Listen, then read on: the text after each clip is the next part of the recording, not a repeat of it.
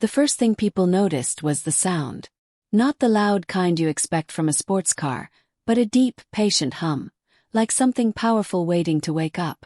It came from an old Mustang parked crookedly at the far end of the corporate garage, its paint faded, its body scarred by years of neglect. Most employees walked past it without a glance. Some smirked, few laughed, and one man, standing in a tailored suit worth more than the car itself, stopped just long enough to sneer. "That car is junk," the CEO said flatly, shaking his head. "Surprised security even lets that thing in here." The janitor didn't look up right away. He was leaning over his mop, moving slowly, carefully, like a man who had learned not to rush anything in life. His uniform was clean but worn. His hands were rough. His eyes, when he finally raised them, were calm. He had heard comments like that before. He always did. About the car. About him. About what people thought he was worth. The CEO barely noticed the look. He was already turning away, phone to his ear, talking about acquisitions, market dominance, and a new engine deal rumored to be worth $2 billion. To him, the janitor was part of the background, someone who cleaned the mess but never made decisions, never built things that mattered. But what the CEO didn't know was that the Mustang wasn't abandoned. It wasn't broken. And it definitely wasn't junk. The janitor, whose name no one ever bothered to ask, finished his shift like he always did. He emptied trash cans, polished glass doors, nodded politely when ignored. When the garage finally emptied and the lights dimmed, he walked toward the Mustang. His steps slowed not from age but from intention. He ran a hand across the hood, feeling every dent, every memory buried under the metal. That car wasn't just steel and rubber. It was years of late nights, quiet sacrifices, and knowledge earned the hard way. Long before he held a mop, he had held blueprints. Long before he cleaned floors, he had designed engines people said were impossible. Life had taken turns no one planned, but it had never taken his skill. He slid into the driver's seat and paused, just for a moment. Somewhere above him, in glass offices filled with confidence and arrogance, people believed they understood power. They believed money was the loudest thing in the room. The key turned. First there was silence. Then a sudden, unmistakable roar erupted through the garage. Raw, controlled, alive. The ground seemed to vibrate. Lights flickered. Security cameras jolted as if surprised. Up in his office, the CEO froze mid-sentence, his phone slipping from his hand. Because that wasn't the sound of junk. That was the sound of an engine that could change everything, and the man who built it was no longer invisible. The sound echoed through the concrete levels, rolling up the ramps and into places where silence usually ruled. A few security guards rushed toward the noise, hands raised in confusion, not fear. The janitor stayed seated, calm, listening closely as the engine settled into a steady rhythm. It wasn't loud anymore. It was precise, balanced, like a heartbeat that knew exactly how fast it needed to go. Upstairs, the CEO pressed his palm against the glass wall of his office, staring down at the garage lights flickering below. He had heard engines before. He had invested in them, bought companies that built them, but this was different. This wasn't noise meant to impress. It was control, and control always meant intelligence behind it. He demanded answers, barking into his phone, asking security who was authorized to start a vehicle after hours. No one had a clear response. The janitor's name didn't even appear on the access logs. He was just maintenance, a line item, a badge number. That fact unsettled the CEO more than the sound itself.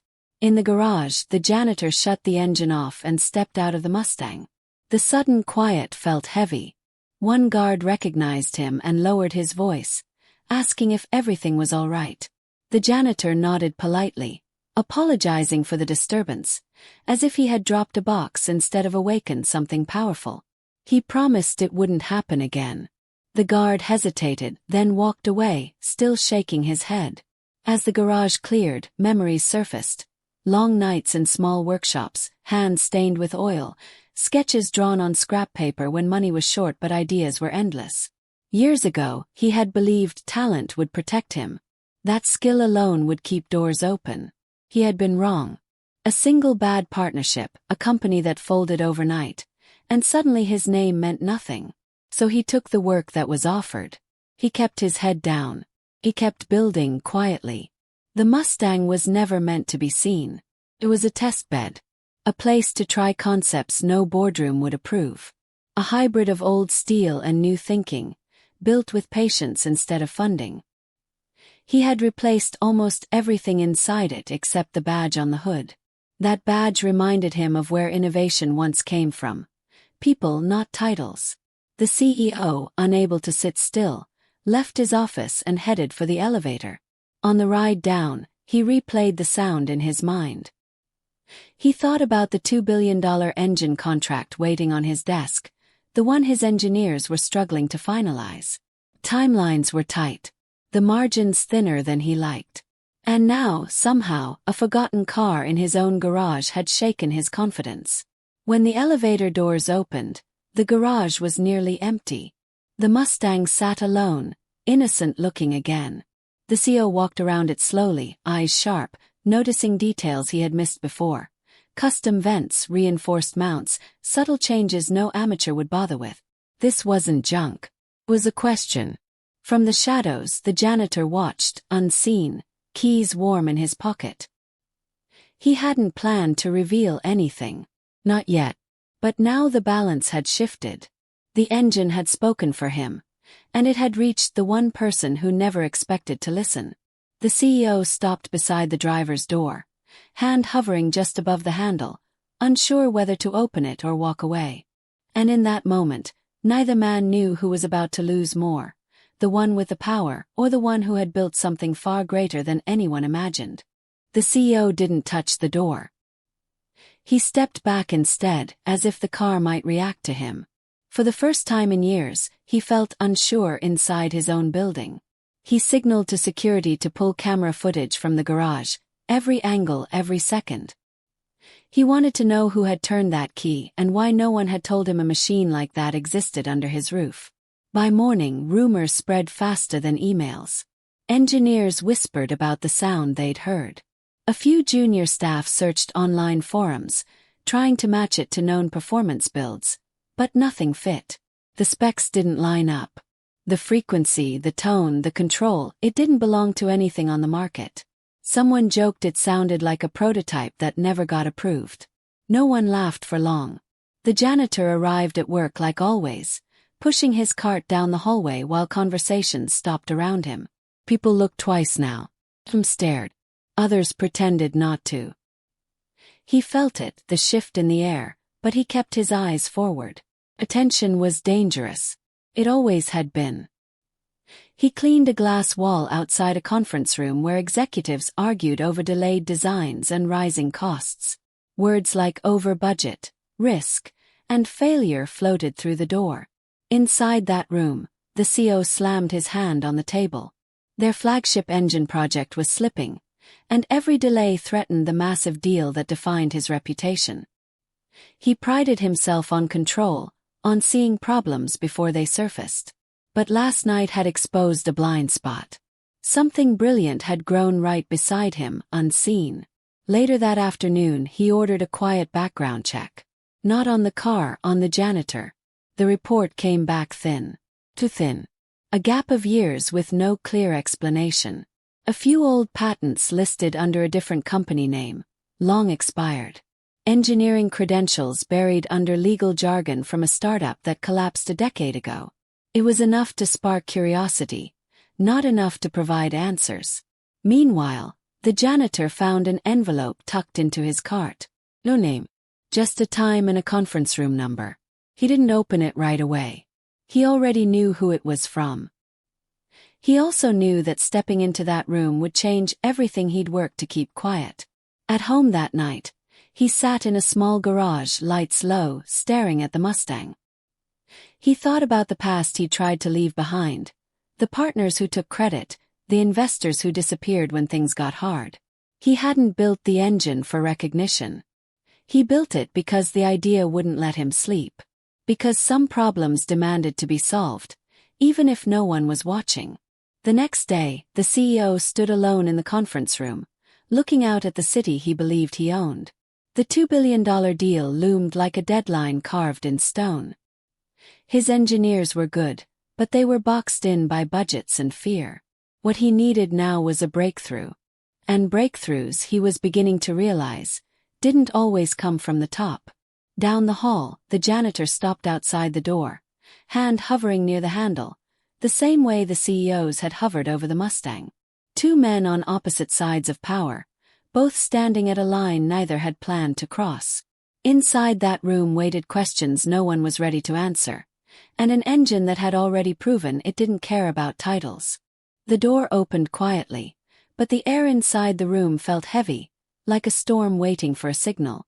The janitor stepped in, holding the envelope folded in his hand. The CEO turned from the window and studied him closely, not with arrogance this time, but with caution. For a moment neither spoke. The silence carried more weight than any accusation. The CEO gestured to a chair, then hesitated, as if unsure whether offering it would change the balance between them. He finally spoke, asking simple questions. How long he'd worked here, where he'd learned about engines, why that Mustang was in his garage. The janitor answered carefully, choosing words the way he chose parts for an engine, knowing one wrong move could cause everything to fail. Outside the room, tension rippled through the building. Engineers gathered around screens showing incomplete simulations. The engine contract clock kept ticking. Every hour lost meant more pressure, more risk. Some of them had heard the garage story. A few believed it was a distraction. Others hoped it was a miracle. The CEO leaned forward, voice lower now. He asked the question he had been avoiding since last night, whether that engine could do more than sound impressive, whether it could outperform what his team had spent years trying to perfect. The janitor didn't answer right away. He looked at the table, at the polished surface that reflected faces used to being in charge. Then he said quietly that sound was never the point. Efficiency was. Control was. Longevity was. That answer unsettled the CEO. Those were the exact words he had used in presentations to investors. Words he thought belonged to him. Security called mid-meeting. The Mustang was drawing attention in the garage again. Not because it was running, but because engineers were standing around it, noticing things they shouldn't have seen without permission. Custom components, unfamiliar layouts, design choices that broke standard rules but made sense once you looked closer. The CEO stood abruptly. He told the janitor to come with him. They walked through the hallway together, two figures no one expected to see side by side. Whispers followed them. Phones came out. The janitor kept his eyes forward, but his pulse quickened. He hadn't planned to show the engine yet. It wasn't finished. Not fully tested. Pushing it too soon could expose flaws no one could afford to see. In the garage, the crowd parted as the CEO approached the Mustang. He asked the janitor to open the hood. The janitor paused, fingers tightening around the latch. Years of work sat beneath that metal. Years of being overlooked. Of being called nothing. He warned the CEO that once it was open, there would be no pretending anymore. Up above, the board requested an urgent update on the engine project. The $2 billion deal was wobbling. Investors were impatient. Time was running out. The janitor released the latch. The hood lifted slowly, revealing a design that made conversations stop mid-sentence. The CEO's breath caught, not in triumph but in realization. Because standing in front of him wasn't just a car. It was the answer to a problem powerful people had been failing to solve, and it belonged to the man they had never bothered to see. The silence didn't last long. One of the engineers stepped closer, eyes wide, tracing the layout with disbelief. He muttered that some of the components looked familiar. Too familiar. The CEO stiffened. He asked what he meant, and the engineer hesitated before admitting the truth. Parts of the design matched an early prototype the company had shelved years ago. A concept declared unworkable. A project the CEO himself had ordered shut down. The janitor's expression didn't change, but inside something tightened. That prototype hadn't failed because it was flawed. Failed because it scared the wrong people. Because it shifted power away from executives and back toward engineers who actually built things. He had been there when it happened. He had watched the idea die on a conference table, buried under excuses and politics. The CEO turned slowly, suspicion flashing across his face. He demanded to know how a janitor could have access to abandoned corporate research. The words cut deeper than intended. The janitor finally met his eyes and said softly that ideas don't disappear just because a company walks away from them. Someone always carries them forward. A message buzzed on the CEO's phone. The board wanted a live demonstration within 48 hours. Not a report. Not a promise. Proof. If the company failed to deliver, the $2 billion engine deal would be reopened to competitors. Years of dominance could vanish overnight. The CEO looked back at the Mustang, then at the man standing beside it. The power dynamic shifted again, sharper this time. He didn't ask for help. He said they needed to work together. The words sounded cooperative, but the tone carried ownership, as if whatever sat under that hood already belonged to the company. The janitor felt the trap forming. Collaboration meant exposure. Exposure meant contracts, lawyers, and people who rewrote history. He had lived that cycle before. He asked a single question in return. Who would own the engine if it succeeded? The CEO didn't answer right away. That pause was louder than any engine. Later that night, alone in the garage, the janitor checked his phone and froze.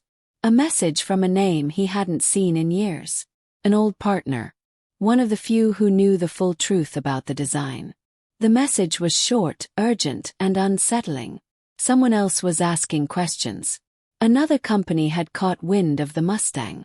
And they weren't interested in deals. They were interested in control. By morning, legal teams were already circling. NDAs appeared. Access badges were restricted. The Mustang was moved to a secured area, watched by cameras instead of dust. The janitor's routine vanished overnight. No mop, no cart, just meetings and quiet pressure. The CEO stood before the board, presenting the engine as a potential lifeline. Outside the room, the janitor waited, knowing that once the door opened, nothing would ever be simple again. Because now the engine wasn't just a breakthrough. It was leverage. And everyone in the building was about to decide how far they were willing to go to own it. The boardroom was packed, quieter than it had ever been. Screens glowed with charts and projections, but no one was looking at them. All eyes were on the live feed from the secured testing bay below, where the Mustang sat strapped to the dyno. The janitor stood beside it, no longer in uniform, sleeves rolled up, hands steady. Across the glass, the CEO watched, jaw tight, knowing this moment would either save everything he had built or expose what he had tried to bury. The demonstration began without speeches. No hype, just the turn of a key. The engine came alive, not roaring but responding. Numbers climbed smoothly. Efficiency, output, stability. Metrics engineers had spent years chasing. Murmurs spread through the room as the data kept exceeding expectations. It wasn't just better than the company's flagship design. It made it obsolete. The $2 billion engine deal, once fragile, suddenly felt inevitable again. But then the unexpected happened. Mid-run, the janitor signaled to stop. The room stiffened. The CEO leaned forward sharply, panic flashing across his face. Investors whispered.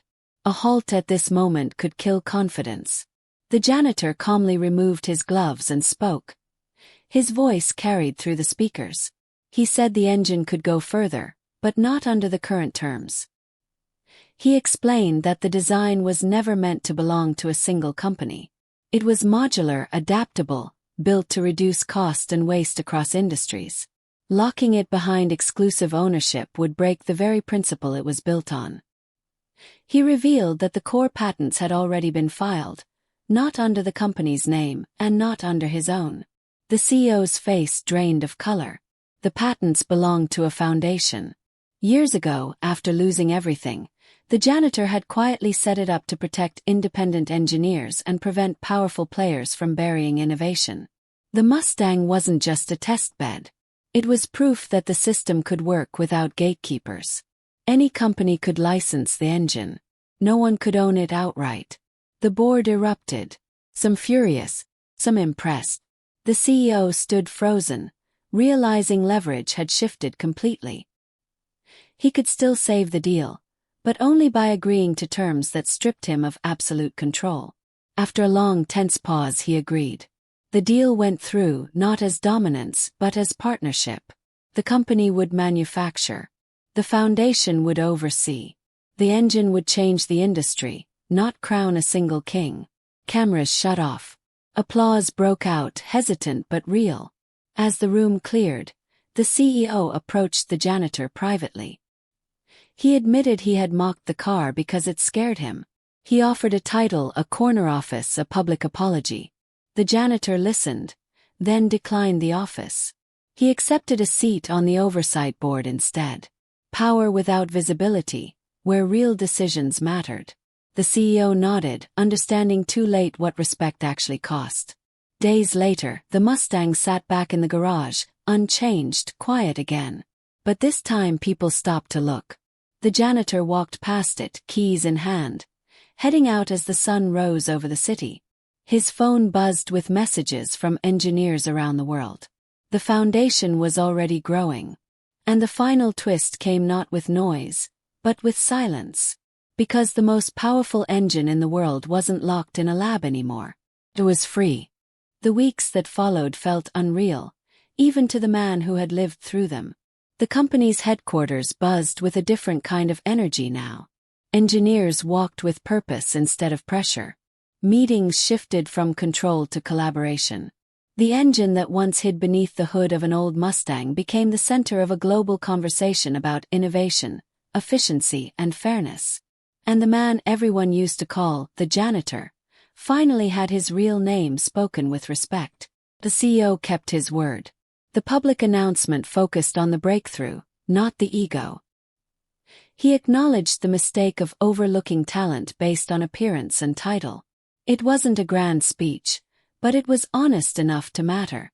Investors stayed. The $2 billion engine deal didn't just survive. It expanded. Other companies signed on under the foundation's license. And for the first time, competition pushed progress instead of burying it. The Mustang returned to its quiet corner of the garage. Still scratched, still imperfect. Some employees suggested restoring it, painting it, turning it into a symbol. The man refused. He said it needed to look exactly the way it always had. A reminder that greatness doesn't always shine on the surface. Sometimes it waits, patient, until the world is ready to listen. The old partner who had sent the warning message showed up one afternoon. Older, cautious, but smiling. There was no argument this time. No fight over credit. They talked about mistakes, about fear, about how close everything came to disappearing again. In the end, they shook hands and went back to work. Building, teaching, protecting the next generation of engineers who would never have to hide their ideas in a garage. The CEO and the man crossed paths often, usually in quiet moments. There was no friendship, but there was respect. The CEO had learned that leadership without humility collapses eventually. Power, he realized, isn't about owning the best ideas. It's about creating space for them to exist. On his last day as a full-time employee, the man walked through the building one final time. Not to clean but to say goodbye. People stopped him, thanked him, asked questions. He answered kindly, never boasting, never correcting anyone who still called him sir with a tone of disbelief.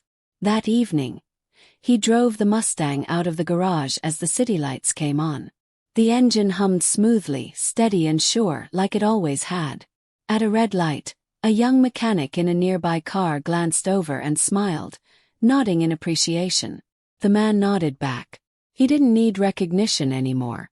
The work spoke for itself. The story spread online, retold in headlines and videos, often simplified into a lesson about arrogance and judgment. But the real message was quieter. It was about patience, about building something meaningful even when no one is watching. About how the world doesn't change when powerful people talk louder, but when overlooked people finally get heard. And somewhere in the city, an old Mustang disappeared into traffic, carrying a man who proved that what looks like junk to the wrong eyes can change everything.